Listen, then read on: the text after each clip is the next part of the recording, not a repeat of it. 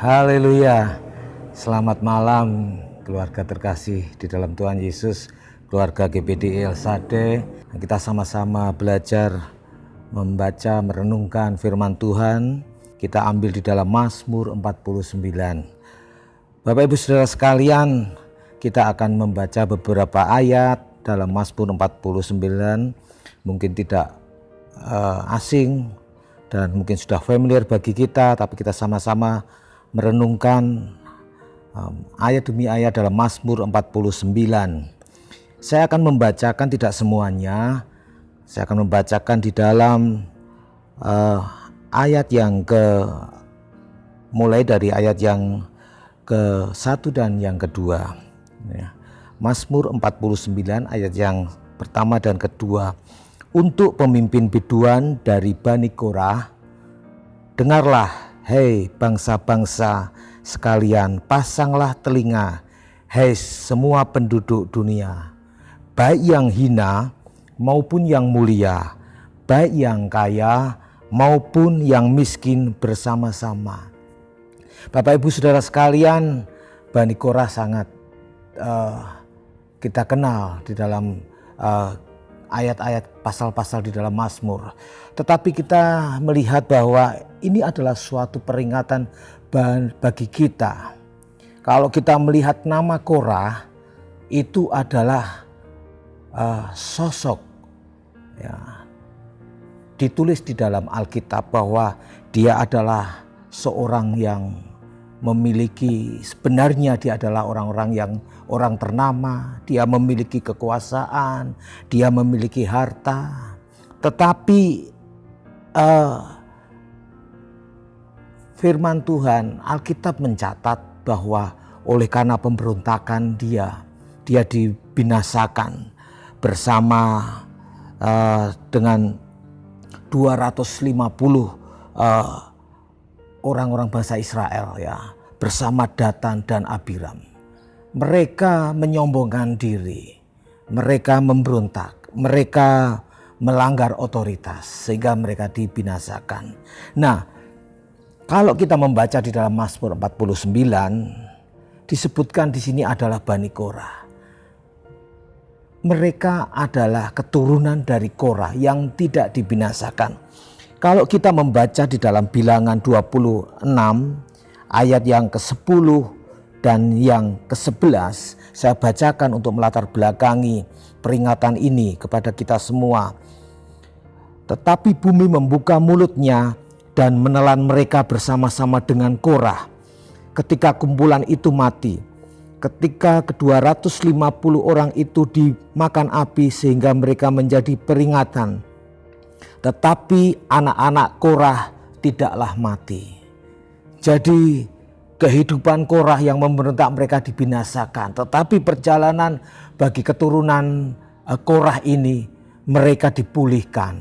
Sehingga mereka menjadi pelayan, menjadi pemazmur yang kita dengar dengan peringatan. Bapak Ibu Saudara sekalian, kalau kita membaca dalam Mazmur 49 tadi, ini menjadi peringatan untuk yang kaya dan miskin, untuk mereka yang terpandang ataupun tidak, bagi mereka yang kaya, bagi mereka yang lemah, bagi mereka, untuk semuanya. Di dalam ayat yang ke-7 dan 9, peringatan ini untuk semua orang. Dalam ayat yang ke-7-9 kalau kita baca, tidak seorang pun dapat membebaskan dirinya atau memberikan tebusan kepada Allah ganti nyawanya. Karena terlalu mahal harga pembebasan nyawanya dan tidak memadai untuk selama-lamanya. Supaya ia tetap hidup untuk seterusnya dan tidak melihat lubang kubur. Jadi peringatan bagi kita sebagai orang-orang percaya. Ada kesia-siaan ketika kita mengejar kekayaan, kehormatan. Karena hal-hal demikian itu tidak mendatangkan, tidak menjamin, tidak memperpanjang umur kita, bahkan dapat menyelamatkan jiwa. Jadi nyawa kita, jiwa kita tidak bisa dibayar, tidak bisa ditukar dengan harta kekayaan yang kita kejar di dunia ini. tidak ada yang dapat membayarnya. Tidak ada harta seberapapun besar untuk menggantikan nyawa. Oleh karena itu Bani Korah memperingatkan bahwa harta, benda yang kita kejar itu tidak bisa kita kumpulkan untuk menggantikan keselamatan jiwa kita.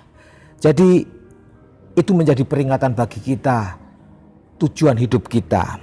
Kalau kita kembali membaca di dalam ayat yang ke-10-11, saya bacakan, orang kaya, orang sombong, orang pandai, mereka semua harus mati seperti orang lain. Mereka tidak lebih berkuasa atas hidup ini daripada orang yang bodoh dan dungu. Mereka harus meninggalkan harta benda mereka untuk orang lain. Mereka menandai tanah milik mereka dengan nama mereka sendiri, seolah-olah mereka dapat memilikinya untuk selama-lamanya dan dapat terus-menerus hidup di atasnya. Suatu saat kita ada batas umurnya. Apa yang kita perjuangkan, apa yang kita miliki, apa yang kita nikmati tidak bisa kita bawa sampai ke liang kubur. Semuanya kita akan tinggalkan. Oleh karena itu, kesia-siaan ketika kita mendahulukan mengejar kemuliaan dunia, kekayaan dunia, melebihi daripada mengutamakan Tuhan, melebihi dari kita mencari Tuhan.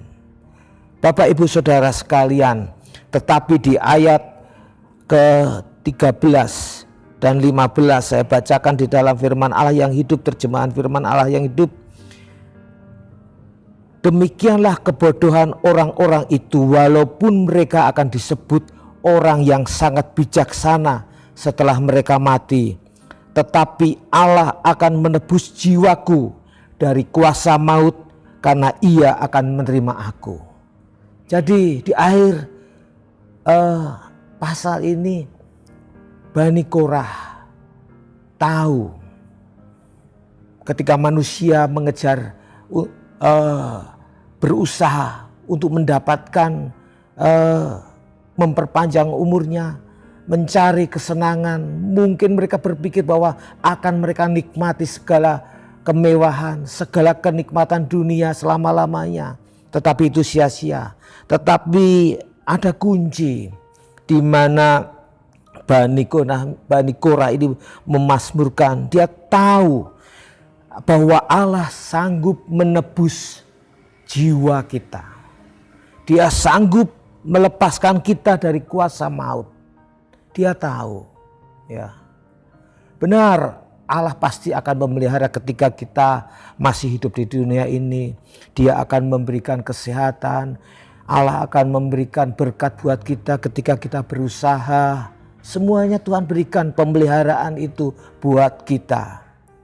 Tetapi yang terutama adalah kehidupan jiwa kita yang harus kita bangun, yang harus kita pelihara, kebutuhan rohani jiwa kita. Oleh karena itu Bapak Ibu Saudara sekalian, perlu kita mengingat peringatan yang disampaikan oleh Bani Korah ini, ya. Bagi siapapun, jiwa kita, rohani kita itu lebih penting. Kita tahu bahwa kekekalan itu tidak dapat kita upayakan. Kehidupan kekal itu bukan karena kita upayakan dari kita. Tetapi kita tahu jawabannya sebagai orang percaya, orang Kristen, bahwa keselamatan itu sudah diberikan di dalam Yesus Kristus lewat penebusannya di kayu salib. Roh Kudus yang sudah dicurahkan buat kita, Dia menuntun kita sampai kita melihat kemuliaan Allah. Kepercayaan kita tetap setia kepada Tuhan. Oleh karena itu jangan tinggalkan Tuhan Yesus. Roh Kudus akan menuntun kita kepada keserupaan dengan Kristus, supaya kita tetap setia dan kita tetap menerima mahkota keselamatan. Puji nama Tuhan, biarlah renungan ini boleh menjadi berkat buat kita semua. Terima kasih telah mengikuti renungan 79 dengan setia. Kiranya dapat menjadi berkat buat kita semua. Bapak, Ibu, Saudara yang ingin didoakan untuk pokok doa tertentu, menceritakan kesaksian, baik mujizat, kesembuhan, pemulihan, masalah keluarga dan lain-lain, dapat menghubungi nomor WhatsApp 0813 2742 0088. Puji nama Tuhan. Mari sama-sama kita menutup dengan doa.